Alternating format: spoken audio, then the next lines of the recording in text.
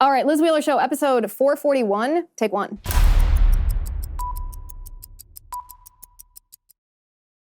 All right, I'm really excited for this episode because most of the discussion this week among conservatives has been about the Speaker of the House. Obviously, it's a valid topic. It's actually pretty fun to watch. Republicans fight for what's right for once, or at least a very small number of Republicans fight for what's right. There's also been a lot of talk about the 2024 presidential field, all the different candidates after the debate.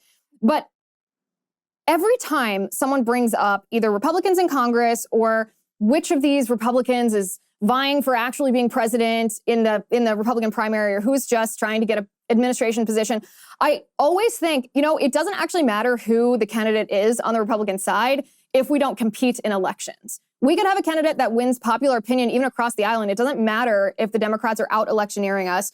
So I want to bring on the one person that I know, the one person, and it's not because I don't know more people. It's because he's the only one who's doing it right, who's organizing elections on behalf of Republicans and showing the Republican Party and conservatives at large how to organize elections to make us effective competitors against the left. It is, of course, Scott Presler. If you don't follow him on Twitter, well, X.com, you absolutely should. He has one of the best X.com accounts. It's just Scott Presler, SCOTTPRESLER. Scott, thanks for joining me today. Oh, thank you so much for having me, Liz. All right, Scott. So on an episode of my show earlier this week, I read one of your tweets because I found it fascinating, and you don't hear this information from a lot of other sources, but you were talking about Pennsylvania, and maybe we should start with what you do on the ground first, so that people who haven't heard of you know that you're traveling around the country all of the time, organizing in different counties. But tell us what you've been doing over the past year, and then talk to me about that tweet in Pennsylvania and about mobilizing the Amish to vote for Republicans, because I found that not only fascinating, but also infuriating that Republicans at large, you're doing it, but Republicans at large aren't doing this. Well, after the soul-crushing 2020 debacle of an election, I made it my mission that I would start traveling the country, continuing my work to take back the House of Representatives in 2022. And so I was focusing on key states, key races, key governorships, and all of the pundits and prognosticators were saying a red wave is incoming. The economy is crashing. Joe Biden's doing a terrible job. The border is wide open like a sieve. And everybody got it wrong. In September of 2022, I said, guys, I don't see a red wave incoming. Sure, we're doing great in Nevada and Florida and Arizona, but I'm just not seeing it. And so we didn't get the red wave. And in part, I think it's because Republicans had this idea that we all need to vote on one day. What happened on Election Day in Arizona? 60% of machines factually had errors on Election Day. In Nevada, it snowed in Washoe County in Reno, a Republican area, on Election Day. In Harris County, Texas, and Luzerne County, Pennsylvania, they ran out of ballots on Election Day. And that was the impetus that I created after 2022 that wasn't the red tsunami, my organization, Early Vote Action. Because I firmly believe, Liz, that if we as Republicans wait to vote on one day in November of 2024, then Joe Biden has already won re-election. And I'm focused on Arizona, Nevada, North Carolina, Pennsylvania, Wisconsin. We win those 5 states, we win the presidency, we defeat the Joe Biden, and we elect a Republican president. Well, what's really interesting here is a lot of conservatives, and I feel this way, so I'm speaking for myself as well as a lot of viewers of this show. We don't like election season. We want it to be just election day. We don't like early voting. We don't like universal mail-in ballots because there's vulnerability for fraud, or these nursing homes that mysteriously every resident of the nursing home votes Democrat after the Democrats come recruiting there. We don't like the unmanned drop boxes because, especially after we saw Dinesh's 2,000 mules, shady things can happen. Shady things do happen. I mean, of course they do. All right, guys, I want to talk to you about American Heart for Gold. We all know that we need to prepare for the future. It's a little bit hard to prepare when we have this economic uncertainty that we're facing, thanks mostly to Biden and the Democrats. But if you want to be secure financially, regardless of what happens with the Biden administration, then I highly recommend you talk to American Heart for Gold. Everywhere we look, we know that we're paying more, we're getting less, we're facing this record high inflation, soaring interest rates. Maybe a looming recession feels very threatening to our businesses, our jobs, and our retirement funds. But American Hartford Gold makes it simple to protect your savings against all of these threats, protect your retirement accounts with physical gold and silver. With one short phone call, they can have physical gold and silver delivered right to your door or inside your IRA or 401k. If you call them right now, they'll give you up to $1,500 of free silver on your first order. So don't wait. Call them now. Call 866-781-7499. That's 866-781-7499. Or text Liz to 65532. Again, the phone number is 866-781-7499. Or if you prefer text messaging, you can text my name, Liz, to 65532. But this is the conclusion that I've come to, even though I think we should have election day where people vote in person. We can't pretend like that's the case when the Democrats are operating under the rules of election season. We can't compete just on election day because it doesn't work. I mean, I think you're right about 2022. The Republicans did win public opinion in the lead up to that election, and yet we lost the election, arguably because just of the way that Democrats conduct elections and recruit voters versus the way that Republicans do. Exactly. Well, and look, at the end of the day, we only won a narrow majority in the House of Representatives, and we lost key governorships in Arizona, Michigan, Pennsylvania, Wisconsin. Those are three of the swing states right there that we need in order to win in 2024. And so it didn't matter that more Republicans turned out to vote in the 2022 election.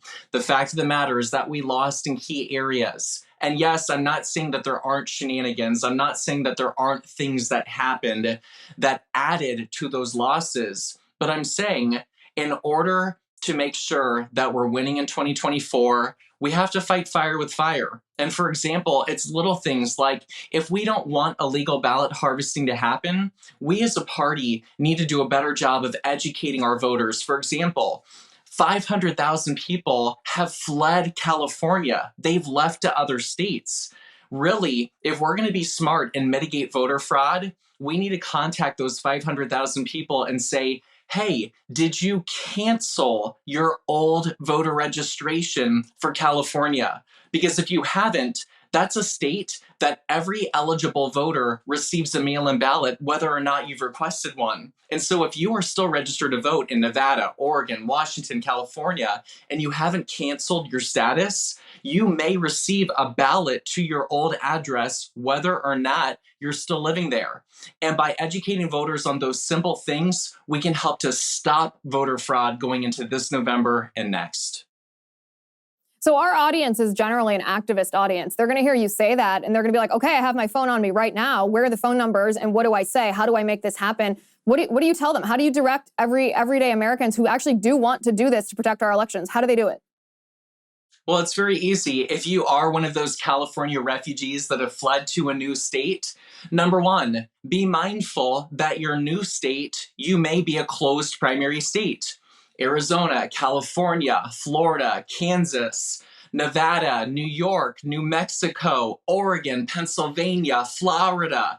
Those are all states that if you've moved to them, they are closed primary or closed presidential primary states. So you must be registered as a Republican if you want to vote for your favorite Republican candidate. Now, let's say that you moved from California. I want you to go to the internet and type in California voter registration cancellation form.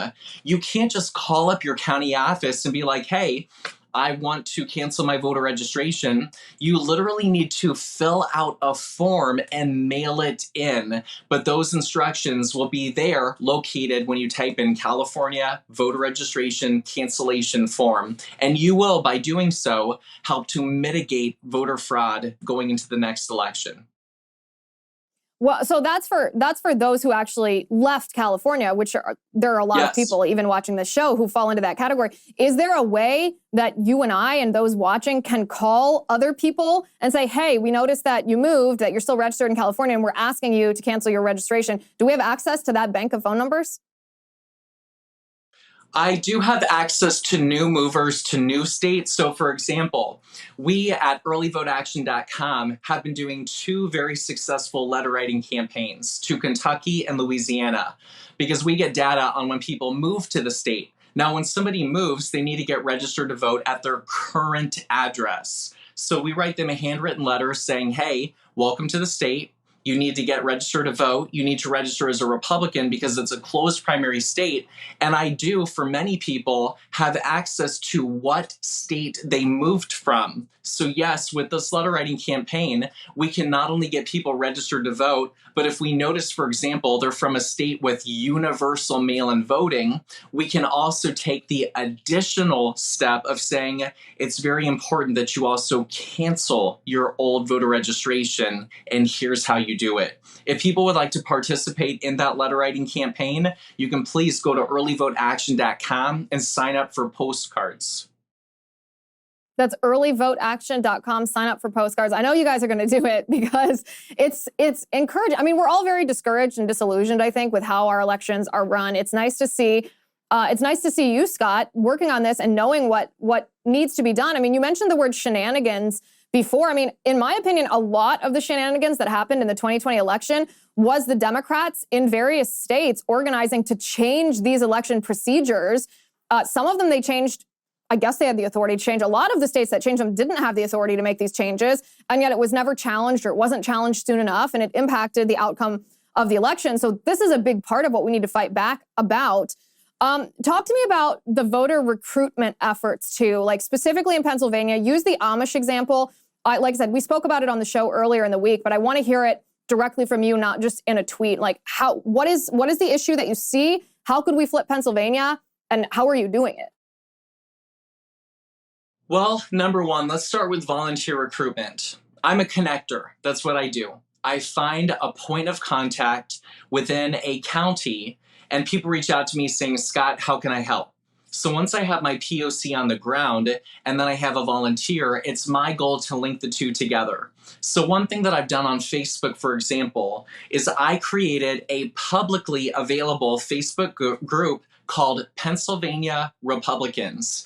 I created this 3 months ago, and we are now nearing 10,000 members. And to give you an example of how cool this is and how easy it is, I had a woman this morning who posted within an hour about her moving from Florida to Pittsburgh, Pennsylvania. Now, Pittsburgh is Allegheny County, and we have an election this November to elect Joe Rockey as county executive for Allegheny County. Now, within minutes of her posting on our page, we were able to link her to Allegheny County organizers local to where she lives. Now, in my opinion, this is how the Republican Party should operate. That we have these Facebook groups all across the country for all 50 states, maybe even for the big counties like Maricopa, Milwaukee, Allegheny, Philly.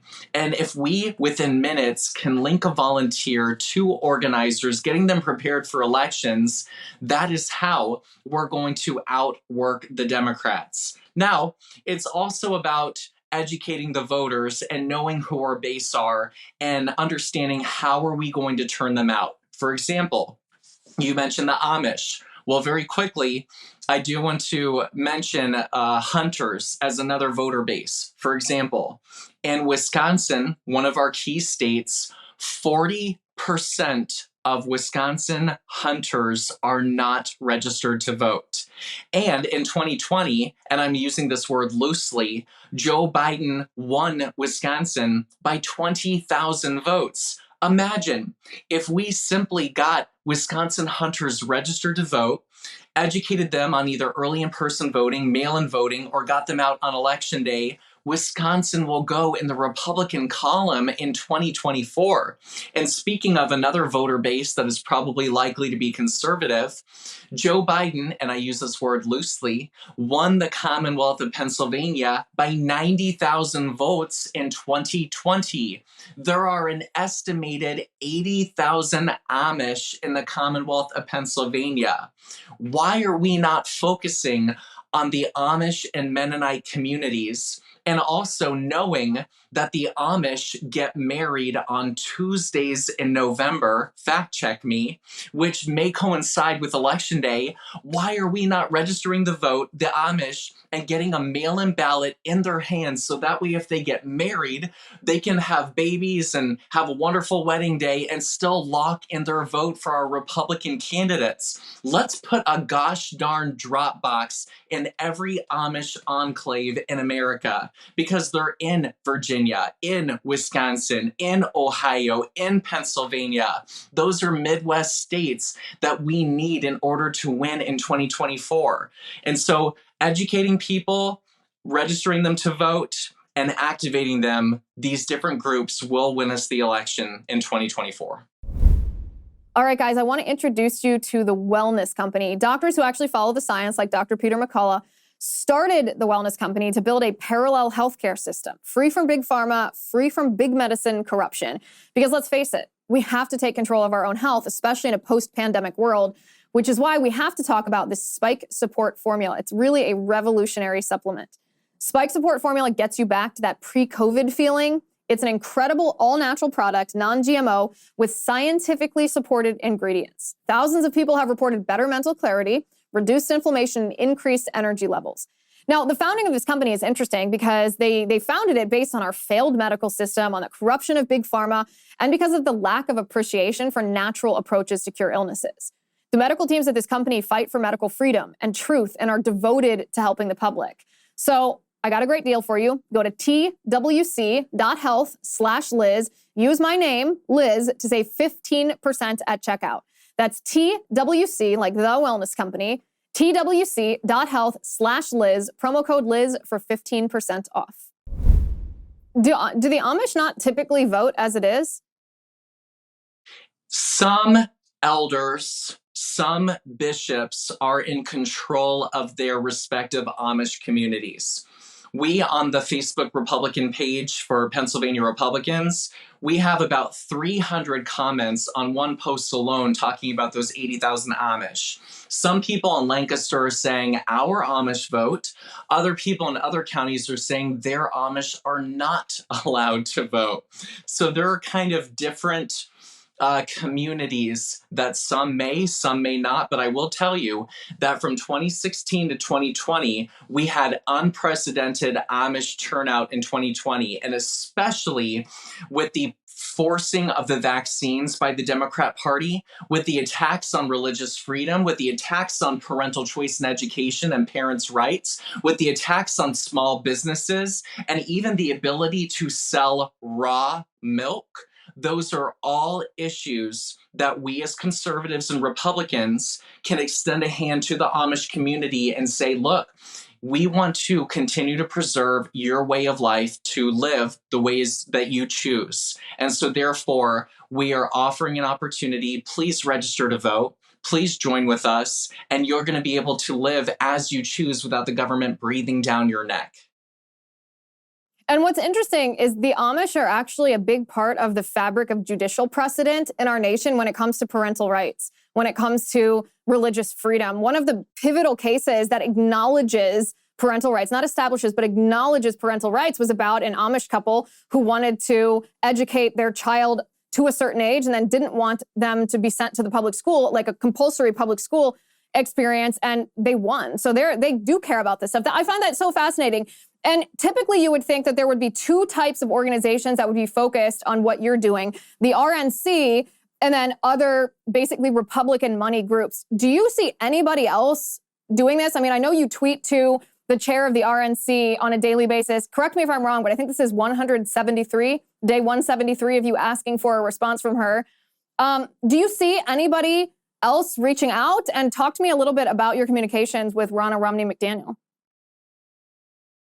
No, I don't see other people doing the work that I'm doing, which is why I'm here. I'm here by necessity. I'm here to fill a void. Trust me, I'm a private citizen doing this. I never thought I would be traveling the country, organizing people, registering voters, and trying to do everything that I can in a Paul Revere-esque style to save our country. This is not the life that I thought I would be living. And yes, I have reached out to the chairwoman for 173 consecutive days. But, my dad always told me, if you're going to offer a problem, you offer the solution. And that's why I'm here, to be the change, to be the solution I want to see. And if the chairwoman, if she ever calls me, oh my gosh, my phone, I will answer it. My door is always open. I'm a team player, and I am here for one reason: to defeat Joe Biden and to elect a completely Republican government to help save our country in 2024. That's my mission. That's actually what's a little bit strange to me about the whole thing is I understand that Republicans haven't typically liked the idea of early voting and election season. I understand that Ronna Romney McDaniel has been criticized by a lot of us on the right who want her to be more based. But at the end of the day, what you're doing is you're offering to help. You're not trying to unseat her. You're not trying to fire her. You're just saying, hey, I want to do what you want to do. This is a new skill set for new types of elections. It's weird to me that she doesn't want to have that conversation because you're not coming at her aggressively. Well, and that's been my goal. I always wanted to be meek. I wanted to do it with humility. I wanted to do it nicely. So no one could ever say that I was untoward or inappropriate in my conversation. But regardless, I think our work speaks for itself. Oh my gosh, look at what we've done in Louisiana and Kentucky. We have helped to add thousands of new Republican voters to the voter registration rolls in those states. And for anybody that's like, Scott, Kentucky's Republican, Louisiana's Republican, why are you focusing on those? Well, guys, if you want to win next year, it starts by being forward thinking and understanding that we have elections this year in 2023. We have Kentucky. Daniel Cameron is running for governor. By the way, Mitch McConnell, who I wish no harm, I want him to continue a long life of happiness. His health is not great. And who appoints a replacement if he is forced to retire? The current Democrat governor, who has said, by the way, he will not follow the law. So this November is consequential. We must elect Daniel Cameron as governor. Louisiana, Jeff Landry is up to replace a two-time Democrat governor. We must elect him on Saturday, October 14th. Mississippi, Tate Reeves is running for re-election. New Jersey, Virginia, we have state legislative races. By the way, if Governor Glenn Youngkin picks up 2 state Senate seats this November, Virginia will have an entirely Republican government, and that puts Virginia in play to elect a Republican Republican president, And last, probably what I argue is the second most consequential election, Pennsylvania. Let me tell you, the Democrats are going to pull out everything and throw in the kitchen sink. We've already seen this. They will pull fire alarms to get what they want. The mask mandates are coming back. The lockdowns are coming back. If you are listening to the Liz Wheeler show right now and you live in the Commonwealth of Pennsylvania or you know somebody that lives in Pennsylvania, please, I beg you, I plead with you, get out the vote for Judge Carolyn Carluccio for the Pennsylvania Supreme Court, because that seat will help stop any dictatorial mandates from the current Democrat Governor Shapiro if and when Democrats try to lock down the states again. And those are the elections we need to be focusing on this year, Liz, in 2023. All right, guys, do you want to save dogs and cats from starvation in the wilderness? Of course you do. We all do. That's why you have to check out Delta Rescue. Delta Rescue is not an ordinary shelter. You can think of Delta Rescue like a super sanctuary for rescued animals to play and love and eat and heal and be happy. Delta Rescue is on a lifelong mission to care for animals that they save from the wild, not just dogs, but cats and even horses. Delta Rescue is the largest care for life animal sanctuary in the world. Notice that I said care for life, no kill. Not all animals are fortunate, like our pets, to be taken care of, to be loved. Some pets need a little bit extra. Here's how you can help. Delta Rescue relies solely on the contributions from people like us to care for their 1,500 animals. No contribution is too small. Every dollar helps and goes directly to their animals.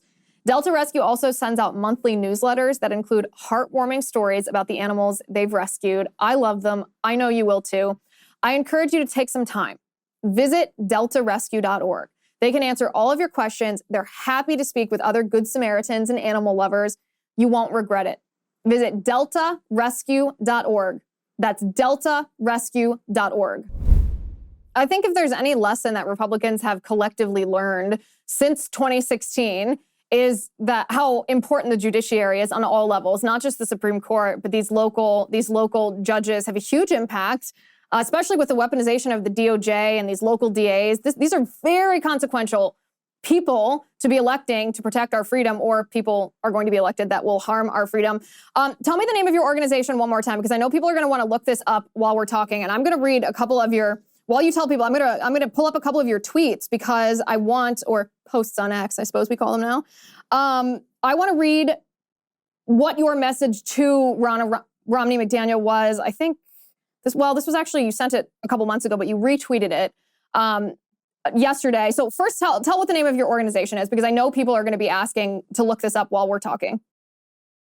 Yes, thank you. My organization is Early Vote Action.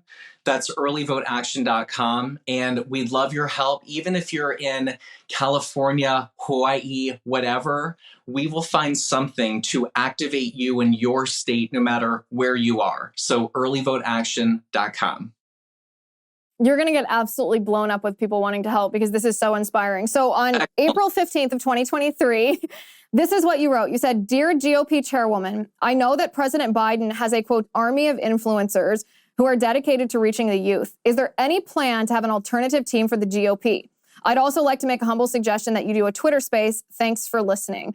I want to hear about what you think would be an effective method for Republicans to recruit young people, because it's not happening. Young people are getting more and more radical. Maybe it's TikTok, maybe it's school indoctrination, maybe it's the fact that the GOP just doesn't offer much to young people. But what is your idea for how to start capturing some of this youth vote? Because they're not going to be young forever. I mean, Gen Z and millennials are like the biggest voting demographic that we have right now. They just don't all turn out to vote. But once they start voting, what they think is going to govern our country. Well, part of it is being able to talk to these people. And I mean, the Twitter spaces, X spaces, whatever, they are the coolest invention. That the other night, I'm having a conversation with Congressman Santos, Congressman Gates, Congresswoman Bobart, all of Corey Mills. Oh my gosh. The fact that I have the opportunity to talk to government officials even at 11 o'clock at night on a Twitter space, I think is the coolest thing, because that is power, that they are taking the time to listen to us, and we can inject our ideas straight into the ears and heads of our government officials. And I've offered this as an opportunity. I've spoken to state GOP chairs, and I've offered this suggestion to Chairwoman McDaniel.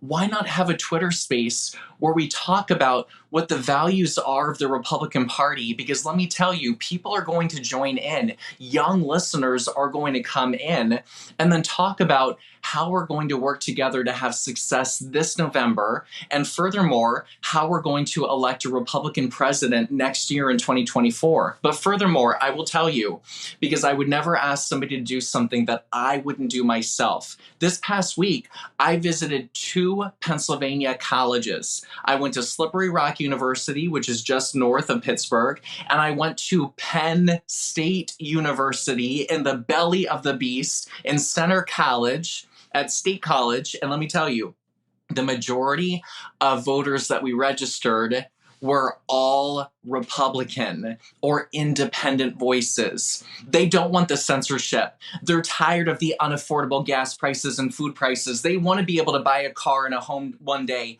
They don't want the lockdowns. They don't want the mask mandates.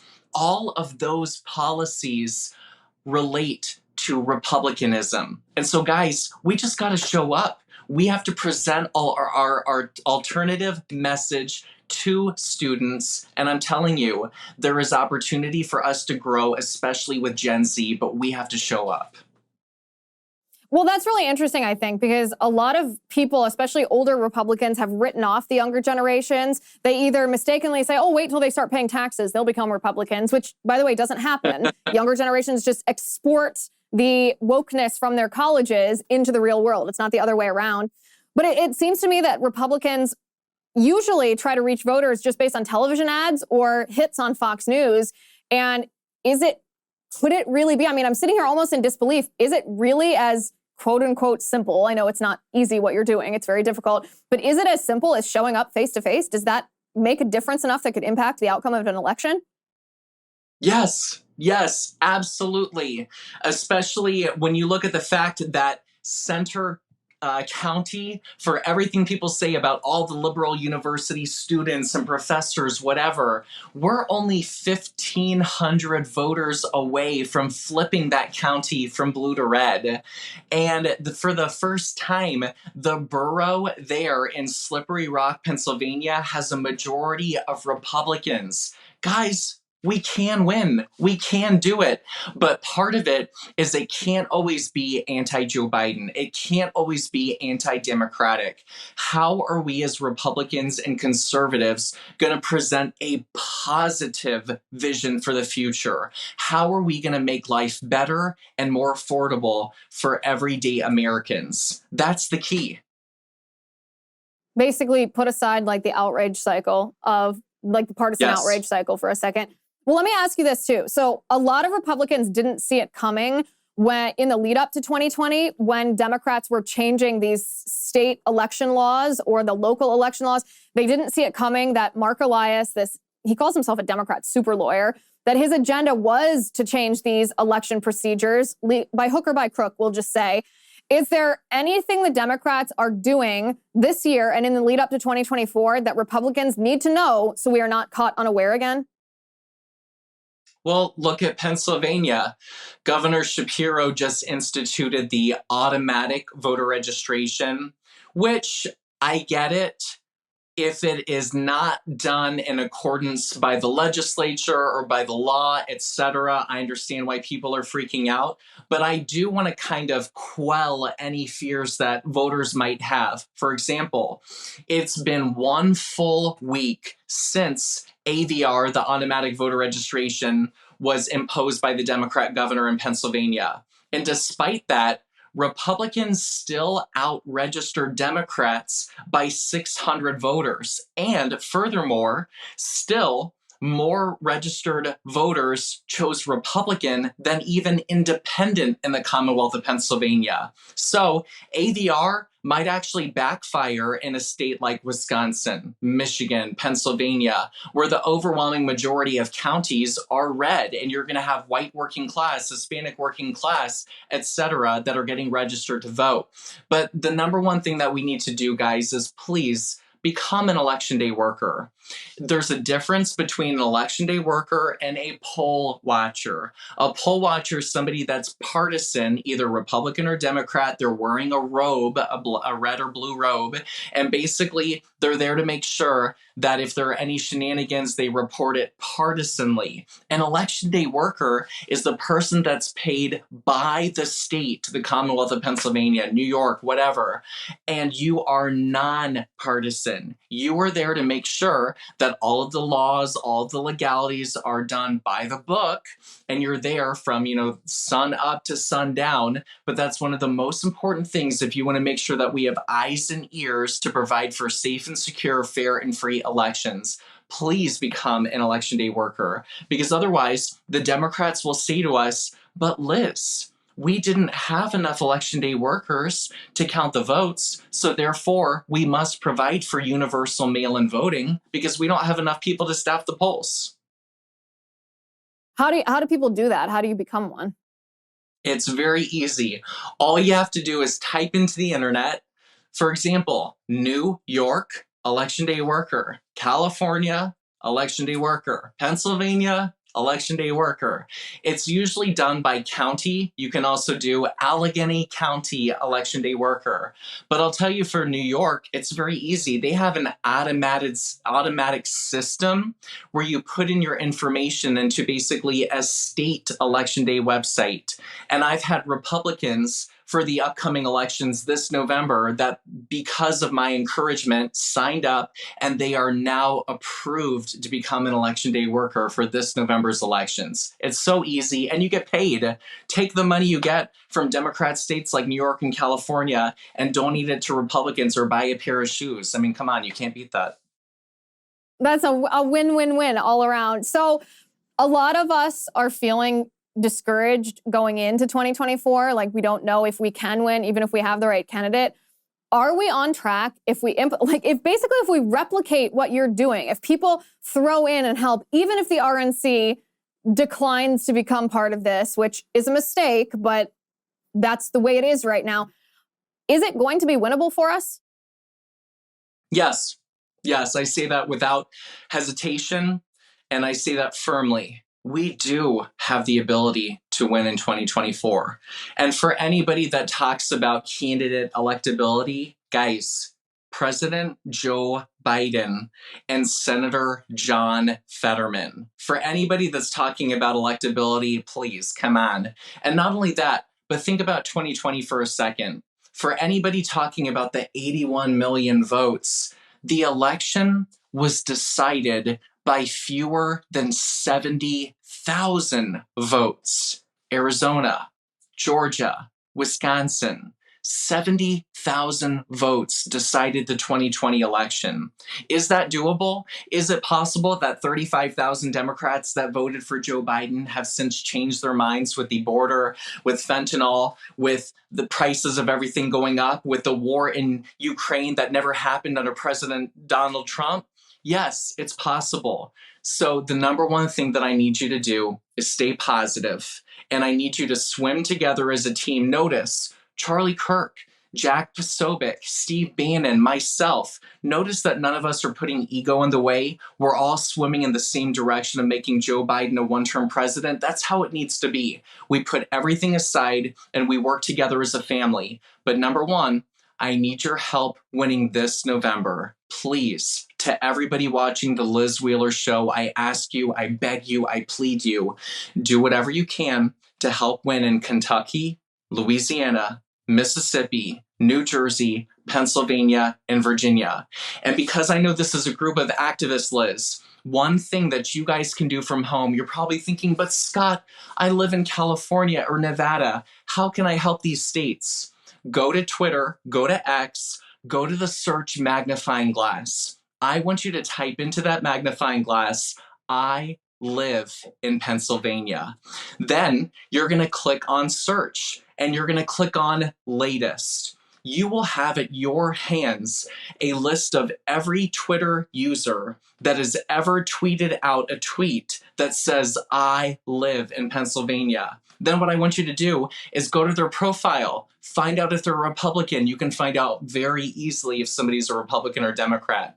If they happen to be a Republican, reply to them. Please make a plan to vote for Judge Carolyn Carluccio to the Pennsylvania Supreme Court this November. You can learn more here and include the link. Do that for Kentucky. Do that for Louisiana. Oh my gosh. You guys, from the comfort of your home, could galvanize thousands of voters by just utilizing social media to tell them to get out to vote. Scott, say your website one more time, because people are going to say it one more time. My website is earlyvoteaction.com. earlyvoteaction.com. Scott, you're an absolute delight. You are a gem. You are one of the smartest people that I have ever talked to on this show. You've given me hope, but also something concrete that we can do. I wish you were in charge of the whole Republican apparatus for Election Day, but instead of just grousing about it or having a bad attitude, you're doing it yourself, which is absolutely remarkable. Go to earlyvoteaction.com, guys. And make sure that you follow Scott on x.com. I retweet him all the time, so you've probably seen it, but I'll post his account on my X account so that you can follow him. Scott, thank you for everything you're doing, and thank you for being on the show today. Hey, thank you for the opportunity, Liz. If you haven't already gotten a copy of my book, go to hideyourchildrenbook.com or go to Amazon or Barnes & Noble or the bookstore near you. Get your copy. I'm excited for you to read it, and I can't wait to hear your feedback. So go to hideyourchildrenbook.com. Thank you for watching today. Thank you for listening. I'm Liz Wheeler. This is The Liz Wheeler Show.